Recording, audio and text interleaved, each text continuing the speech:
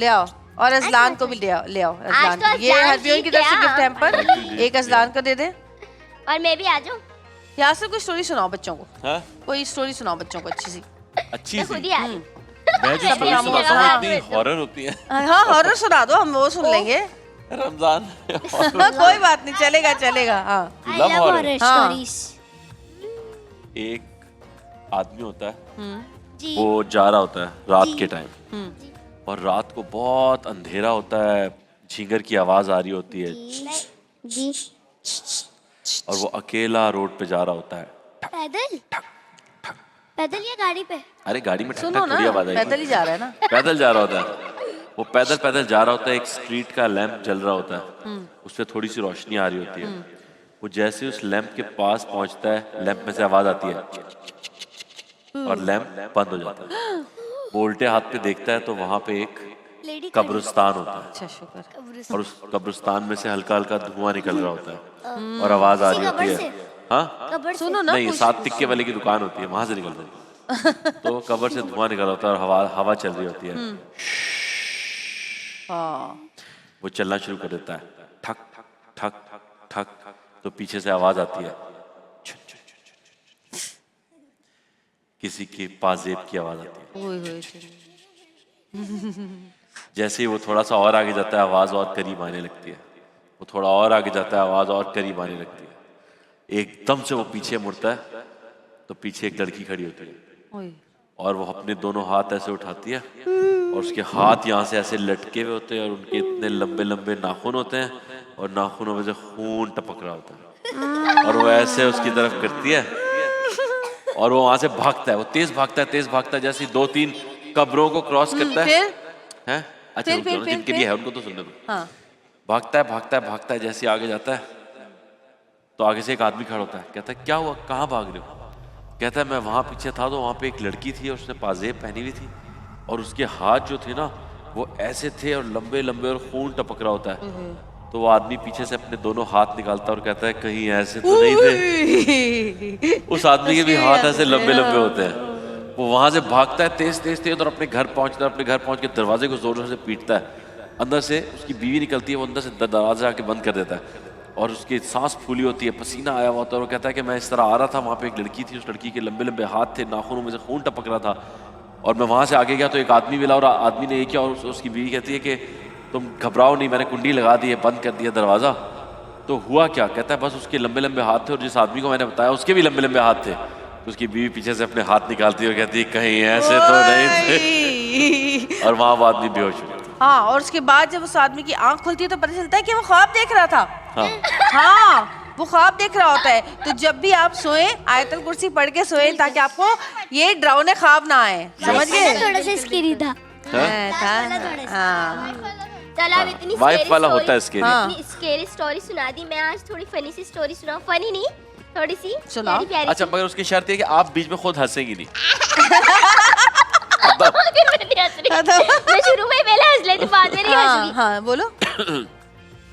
मैं आपको एक पोयम सुनाऊं? अच्छा, ये स्टोरी सुन ले, फिर पोयम सुनते हैं आपकी। ठीक है, चलो जी। अच्छा, चलो मेरी जो एक देख, पहले स्टोरी सुन लो बेटा। एक किसी की बात नहीं काटते, बुरी बात होती। सही है, ओके डन। चलो, मेरे पास जो स्टोरी है वो है एक बहुत सारे बंदरों की और एक टोपी वाले की। शुक्र है। ठीक है, बताओ। चलो, मैं अपनी हंसी कंट्रोल की। उनकी स्टोरी सुना रही है।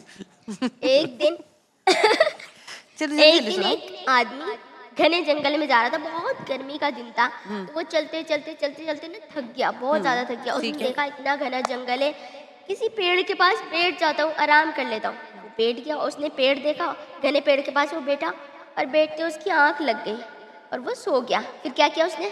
खराटे लेने लगा। कैसे? नहीं, ये कौन से खराटे होते हैं? ये क्या खराटे? हाँ सही है, आगे।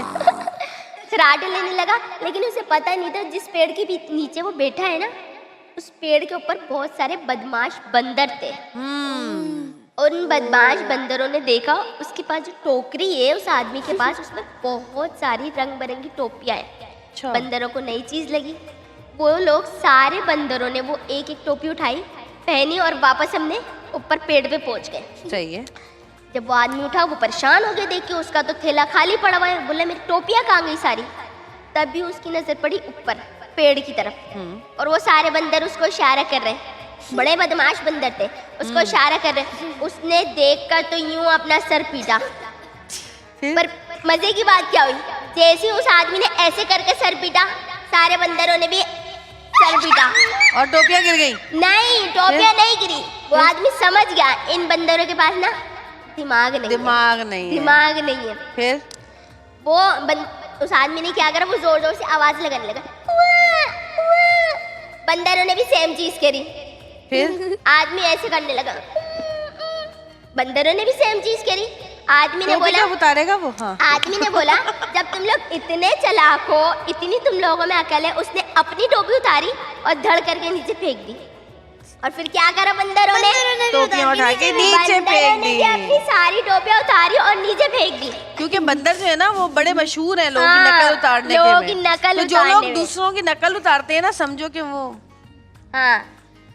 समझ गए ना। बस उस आदमी ने वो सारी टोपियां उठाई, अपनी टोकरी में भरी और वहाँ पर बोलता हुआ निकला कि हर काम गुस्से से नहीं होता, थोड़ी अक्ल भी चलानी पड़ती है। चलो भाई आयशा पोएम सुनाओ, आयशा को दो माइक। लेकिन आई मस्ट से आपकी कहानी मेरी कहानी से 1000 टाइम्स बेटर थी। जज़ाकल्लाह। हाँ जी। 1 2 3 बड़े मियाँ गए चीन, 1 2 3 बड़े मियाँ गए चीन, 1 2 3 बड़े मियाँ गए चीन। ये क्या था? अच्छा। 2 दिन में टूट गई लेथ जो मशीन। 4 5 6 7 एक जरूरी बात, 4 5 6 7 एक जरूरी बात, 4 5 6 7 एक जरूरी बात। जो भी घोड़े को तंग करे घुमा के दे वो लात। 8 9 10 11 और 12। अबे यार 100 तक मत लेके जाना इसको। हाँ। 11 और 12, 8 9 10 11 और 12। हल्के से फुलाना फट जाएगा गुब्बारा। वेरी नाइस, जबरदस्त जी। शेर सुनाना था ईसा ने। जी ईसा। आपको एक जोक सुना दूं? अच्छा चलो जोक सुना दो। 2 दोस्त थे, हाँ? एक हाथी था और एक चूंटी थी। हाँ। तो हाथी को ना भूख लगी। हाँ। तो ना हाथी ने पूछा क्या खाऊं? हाँ। चूंटी ने बोला फातिमा आपी के हाथ का खाना खाओ, स्मार्ट और हेल्दी हो जाओगे। ये फातिमा आप ही ने ही सिखाया ना आपको जोक, है ना? वाह फातिमा, अपनी तारीफें कराने का क्या अंदाज है, जबरदस्त। क्या बात है। हाँ जी मरियम, क्या कहेंगी आप? मैं एक शेर सुनाऊंगी। सुनाइए। सजदा है इश्क हो तो इबादत में मजा आता है, खाली सजदों में तो दुनिया ही बसा करती है। लोग कहते हैं कि बस फर्ज अदा करना है, ऐसा लगता है जैसे कर्ज अदा करना है। तेरे सजदे तुझे काफिर ना कर दे इकबाल, तेरे सजदे तुझे काफिर ना कर दे इकबाल। तू झुकता कहीं और है, सोचता कहीं और। आहा क्या बात की। हाँ जी अलवीरा, सोच कुछ भी बोल दो। अलवीरा अपना नाम बता दो, सुना दो कुछ। क्या सुनाऊं? अपना नाम बता दो। हाँ भाई असलान। मैं आपको एक आज के बारे में एक खूबसूरत बात बताऊंगा। 26 रमज़ान के बारे में एक खूबसूरत बात जी बताइए।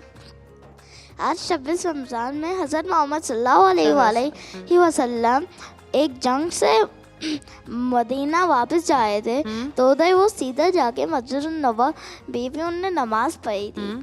तो उधर कुछ सहाबी थे, वो पीछे आ गए थे, तो उन्होंने हज़रत मोहम्मद सल्लल्लाहु अलैहि वसल्लम से माफ़ी मांगी, तो उनने माफ़ कर दिया उनको।